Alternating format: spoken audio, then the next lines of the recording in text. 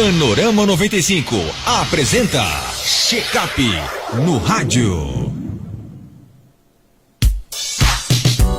Doutor Belísio Neto, seja bem-vindo aqui ao nosso Panorama 95, bom dia. Bom dia, Marcos, bom dia, Geraldinho, bom dia a todos, ouvintes, internautas e telespectadores. Mais uma vez, uma satisfação poder participar aqui do Panorama com o quadro Check-up no rádio. Nós começamos aqui o nosso programa hoje falando de dengue, de chikungunya, de zika vírus, né? Aqui em Caicó, muitos focos, né? Alguns confirmados, outros não. É um assunto que também preocupa, por exemplo, na terceira idade? Preocupa sim, Marcos. Já visto aqui o nosso público, nossos pacientes da terceira idade, eles são mais vulneráveis à descompensação das doenças que eles têm e são um grupo de risco de maior mortalidade. Além disso, a febre do chikungunya, ela pode causar, diferentemente da dengue e da zika, problemas a longo prazo. Ela pode cronificar e o paciente pode ficar com sintomas a longo prazo. Então, eles são pessoas mais suscetíveis a terem quadros graves e mais suscetíveis a ficar incapacitados, já que boa parte deles tem algum grau de dependência. Eles são dependem de outras pessoas para realizar atividades às vezes básicas do dia a dia e tem muitas doenças. Agora, qual é o que atinge mais, por exemplo, o que causa mais sofrimento para as pessoas idosas? No caso é a dengue, a chikungunya, o zika vírus? Eu tendo a acreditar que a chikungunya é a mais perigosa, assim vamos dizer. Todas as três, elas são muito complicadas para o idoso. Mesmo a gente tendo mais manejo com a dengue há mais tempo e sabendo como é que se faz todo o manejo, as próprias pessoas sabem como manejar o que tem que evitar. A chikungunya, ela tem um caráter muito complicador, que é o fato da artralgia. O paciente, ele tem uma dor nas juntas intensa que limita ele andar. Ele levanta e não consegue ficar em pé. Inclusive o próprio nome chikungunya, ele deriva de um dialeto lá da Tanzânia, que quer dizer um homem encurvado, né? Uma pessoa encurvada. Então ela não consegue andar porque ela fica imóvel, com muita dor. A característica marcante da chikungunya é dor nas juntas. Tem febre também, mas é aquela dor nas juntas que limita o indivíduo às vezes de ir no banheiro sozinho, limita o indivíduo às vezes de tomar um copo d'água. Então essa dor nas juntas é a característica e é o que mais a gente se preocupa, é o que mais dá problema no idoso. Principalmente porque ele tem geralmente muitas outras comorbidades. Ele trata diabetes, hipertensão, ele tem uma doença no coração. Muitas vezes os idosos são as pessoas que mais têm dores nas juntas, já tinham alguma artrose, alguma outra doença osteoarticular, e eles ficam muito limitados. Se a gente não tiver o cuidado de saber a hora de iniciar tal medicamento, suspender alguns medicamentos, a gente pode ter complicações seríssimas e esse idoso ficar dependente pro resto da vida com dores articulares e outras complicações. Eu já ouvi alguns relatos, mas a chikungunya, por exemplo, ela deixa sequelas em algumas pessoas pro resto da vida? Pode deixar. Pro resto da vida é uma palavra que talvez não se empregue tanto ao público mais jovem, né? Porque a gente tem relato na literatura, não é uma doença tão nova assim. Em outras regiões do mundo, a gente na África, por exemplo, como eu falei, em outras, no Caribe, ela já apareceu há muitos anos atrás, e se tem uma casuística que inclusive foi extrapolada para o Brasil. O pessoal que escreveu o manual do Ministério da Saúde trouxe experiências desses países. Então a gente tem já mais ou menos uma ideia do que é que a gente pode fazer e do que é que pode ser feito para evitar complicações. Agora, como é que, por exemplo, o idoso, no caso, porque assim, o idoso, muitas vezes ele passa mais tempo em casa do que as pessoas mais jovens, né? E quais são os cuidados que ele deve ter para evitar, por exemplo, ser alvo desses vírus? Cuidados, né? Existem cuidados coletivos a nível de saúde pública, que aí o pessoal que trabalha nessa área já deve estar se mobilizando. Mas os cuidados individuais, eles passam especificamente nos idosos. Primeiro, não se precipitar tomando qualquer tipo de medicamento. A gente sabe que os anti-inflamatórios, eles são medicamentos que na fase aguda, que dura aí em média 14 dias, eles podem complicar a doença, pode transformar a doença numa forma grave, com complicações, por exemplo, hemorrágicas, o paciente sangrar. Então, os anti-inflamatórios muito utilizados por pessoas que têm dores articulares, dor nas juntas, eles devem ser evitados. O que se faz é analgésico simples no manual do Ministério da Saúde. Ele recomenda dipirona ou paracetamol, não estou orientando as pessoas a tomarem, mas é o que se recomenda. Outros anti-inflamatórios os anti-inflamatórios a gente praticamente não utiliza. Os idosos, eles têm naturalmente uma incidência maior de uso de antiagregante plaquetário. O que é isso? AS, clopidogrel, são medicações muito prescritas para evitar problemas cardiovasculares, como por exemplo um reinfarto, um novo AVC, ou mesmo pessoas que têm alto risco cardiovascular e têm uma necessidade de tomar esse medicamento. Esses medicamentos nessa suspeita, não só de dengue, mas do chikungunya e do zika, eles devem ser suspensos. Então, quem toma nesse período agora devem suspender. É um outro cuidado individual. Um terceiro cuidado, Marcos, eu diria que é a questão do repelente. O Ministério da Saúde, inclusive, uma época liberou, eu não sei se ainda libera, para as gestantes, porque a zika causava a microcefalia, as gestantes podiam adquirir esse problema, então elas orientavam. O Ministério da Saúde orienta também o uso de repelente, a medida individual que você pode utilizar ali a cada 4, dependendo do repelente, a cada 4 horas, a cada 6 horas. Então, um cuidado deve-se ter a nível individual. Hidratar, na suspeita você já vai tomando um copo d'água e beber bastante água. As pessoas que têm essas viroses, dengue, chikungunya e zika, elas têm que tomar bastante líquido. Outra medida, o repouso.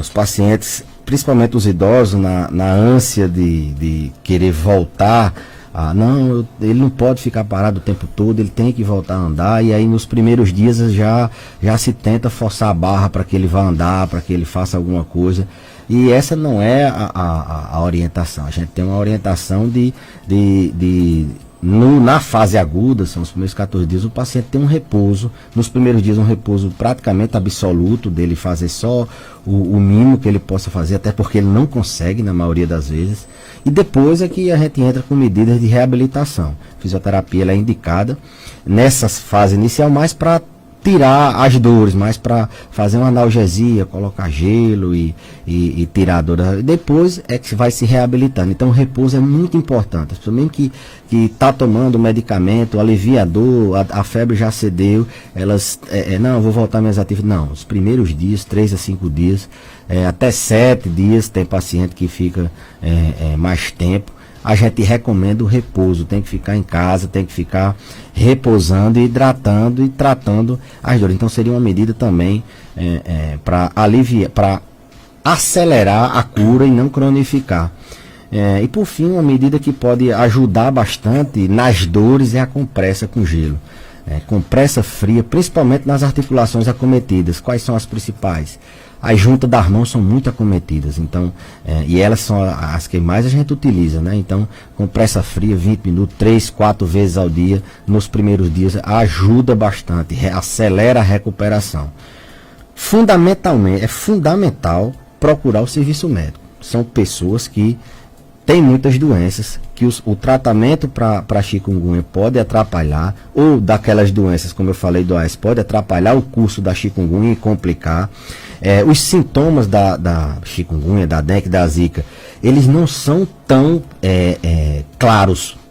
No paciente idoso, eles aparecem às vezes mascarados, o que a gente falou aqui de febre, de dor nas juntas, aquelas rache cutânea, que o pessoal chama as patacas, que fica na pele, a pele avermelhada, e outros sintomas dessas doenças, eles não são tão claros nos idosos, eles aparecem mais sutilmente, o que atrapalha muitas vezes o diagnóstico. Então, na suspeita, leva logo para o profissional médico dar uma avaliada, ver o que é que pode ser suspenso, o que é que pode complicar. Boa parte das vezes, quando eles descompensam alguma doença que ele já tinha, a gente necessita internar para fazer medicação em uso hospitalar, e esse cuidado na reabilitação, porque é um paciente muito suscetível a ficar dependente para o resto da vida em virtude disso. Você já falou sobre isso, mas muitos idosos mantêm, por exemplo, farmácias em suas próprias residências, né, e acabam auto-se medicando.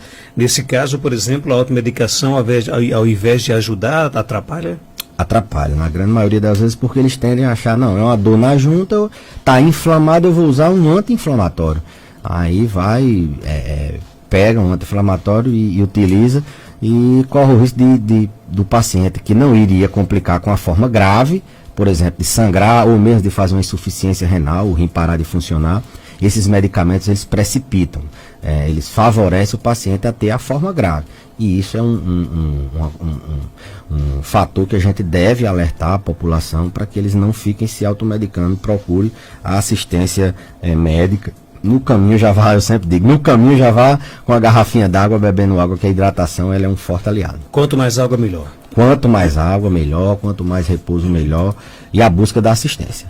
Existe vacina contra a dengue e os idosos podem tomá-la?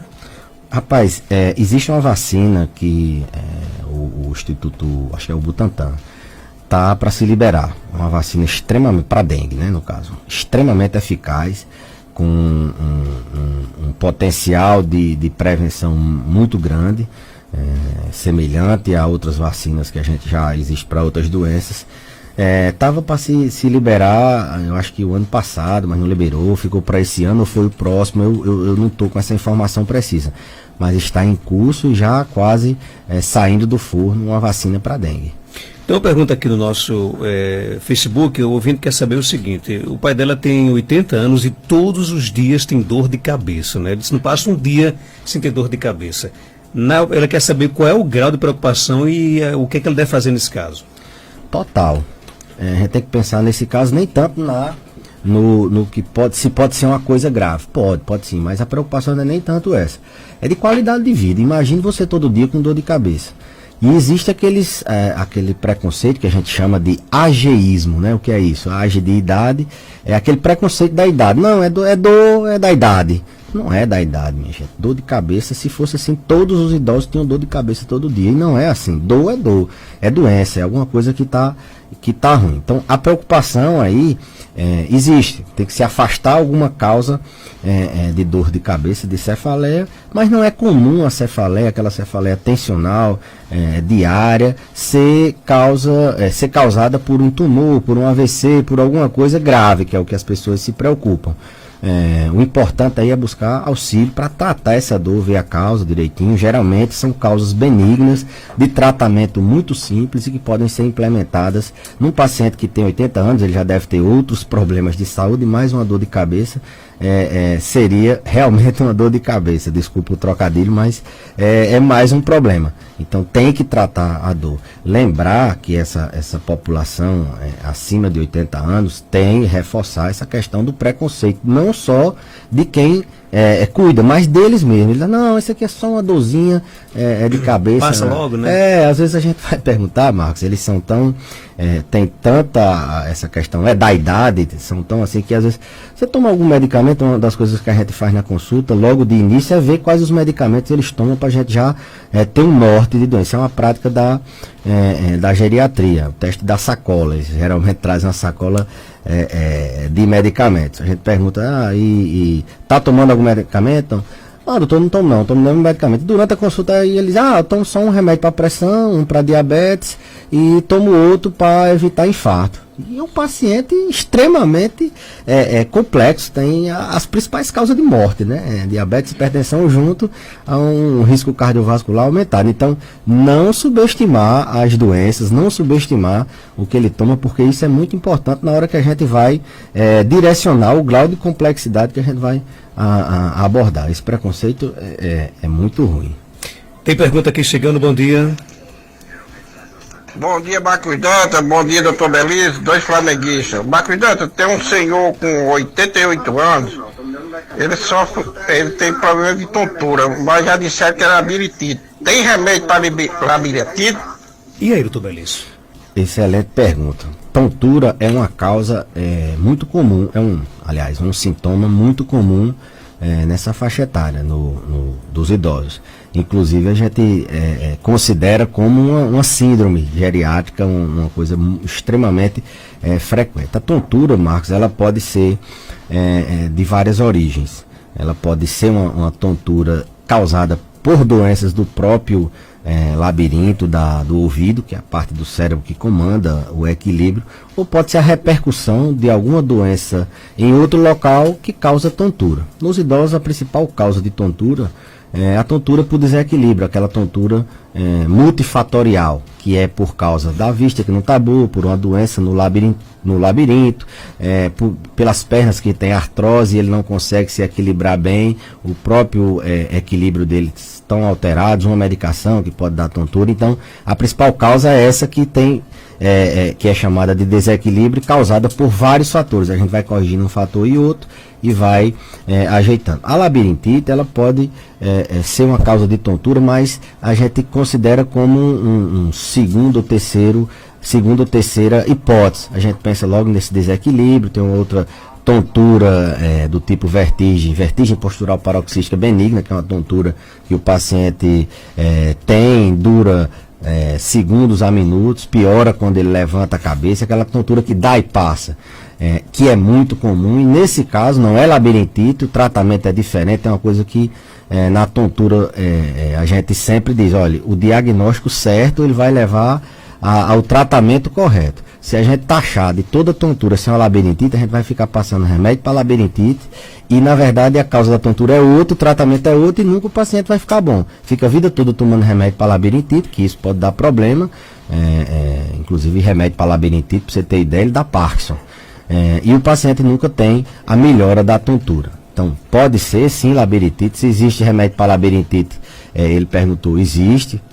Mudanças no estilo de vida, evitar algumas substâncias, como por exemplo, café, chocolate, psicoestimulantes, são medidas que a gente pode fazer e, a depender do caso, medicar ou não. Mas buscar outra causa de tontura, eu acho que seria mais adequado na faixa etária dos idosos. Tem mais pergunta aqui, bom dia. Bom dia, eu tenho 53 anos, tenho hernia de disco. Agora está com uns 8 dias, mais ou menos, que vai adormecendo as pontas dos dedos da minha mão. Tem hora que adormece a mão todinha. Eu queria saber do doutor aí se é da hernia de disco ou de que é isso. Sim, eu sou hipertensa também, E ele, Tubelino? Joia. Se for uma hérnia de disco na coluna torácica e cervical, ou seja, nessa coluna por trás dos ombros, ou nessa coluna que a gente tem coluna da cabeça até o osso do mucumbu, como o pessoal... Osso do mucumbu. É o último osso que a gente tem ali na região sacro-coxígea. Então, a coluna não é só a coluna ali dos quartos, que o pessoal chama, tô com uma dor aqui na coluna, e geralmente eles associam a coluna lombar, mas a gente tem coluna no pescoço, tem coluna na parte torácica. Se é uma dormência nas mãos, nos membros superiores, então a inervação ou é da coluna cervical ou torácica. Se for hérnia de disco nessas regiões, ela pode sim dar dormência nas mãos, pode dar perda de força, e isso é um fator que deve fazer com que o paciente busque auxílio, que é uma complicação da hérnia discal, essa perda de força por, às vezes, compressão da raiz nervosa. Ela perguntou se poderia ser. Pode ser, eu não posso afirmar que existem várias outras causas de dormência, mas que a hérnia de disco nessa região da coluna alta, ela pode causar esse tipo de dormência? Pode sim. Tem mais pergunta? Bom dia. Bom dia, gostaria de saber se tem como evitar o AVC. É Marta, em São José de Seridó. Um abraço para você, Marta. E aí, doutor Belis? Doença extremamente prevenível, né? A gente sabe que tem alguns fatores que a gente não consegue modificar. Por exemplo, a idade. A gente não consegue modificar a idade, e a idade é um fator de risco para AVC. As pessoas à medida que o tempo vai passando, os idosos eles têm mais risco de AVC do que as pessoas jovens. Outro fator importante, também não modificável, é a genética. Quem nasce com aquela herança para ter AVC, eles têm um risco maior do que outras pessoas. Mas existem os fatores modificáveis, e o impacto nesses fatores é muito considerável para se evitar um AVC. E quais são o que é que a gente pode fazer para evitar o AVC? Ter um estilo de vida saudável, que é isso? Prática regular de atividade física com a dieta sem excesso de gorduras, evitando o excesso de gordura, evitando o excesso de sal, mais frutas, mais verduras, menos produtos industrializados, produtos mais, eu diria, de origem natural.